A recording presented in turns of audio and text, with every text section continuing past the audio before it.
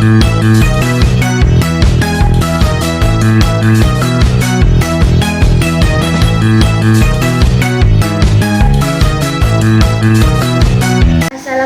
warahmatullahi wabarakatuh. Di sini saya akan menjelaskan perkembangan 5 kurikulum terakhir yang ada di Indonesia. Yang pertama itu kurikulum 1994.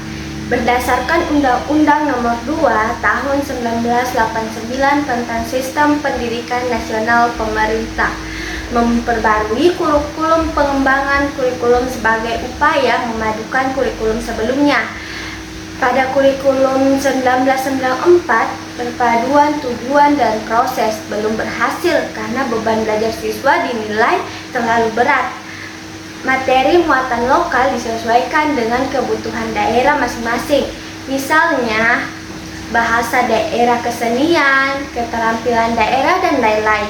Berbagai kepentingan kelompok-kelompok masyarakat juga mendesakkan agar isu-isu tertentu masuk dalam kurikulum. Kemudian yang kedua yaitu kurikulum 2024 KBK atau kurikulum berbasis kompetensi.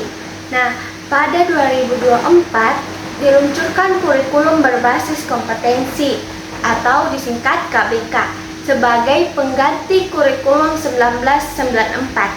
Suatu program pendidikan berbasis kompetensi harus mengandung 3 unsur pokok, yaitu pemilihan kompetensi sesuai spesifikasi indikator-indikator evaluasi untuk menentukan keberhasilan pencapaian kompetensi dan pengembangan pembelajaran.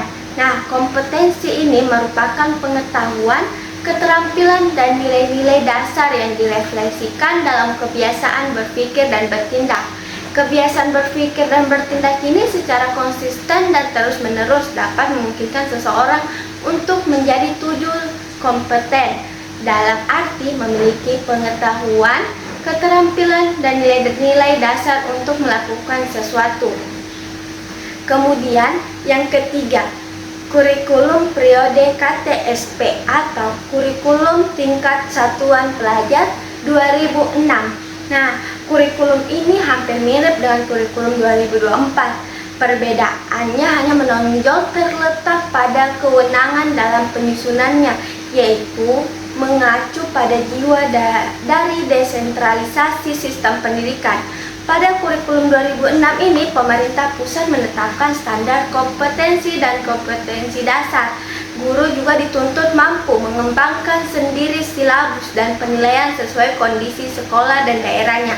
Nah, hasil pengembangan dari semua mata pelajaran ini dihimpun menjadi sebuah perangkat yang dinamakan kurikulum tingkat satuan pendidikan atau biasa disingkat KTSP. Yang keempat, kurikulum 2013. Kurikulum 2013 ini merupakan kurikulum yang diterapkan pemerintah untuk menggantikan KTSP 2006. Kurikulum ini menekankan pada pembelajaran berbasis kompetensi dan pendekatan saintifik.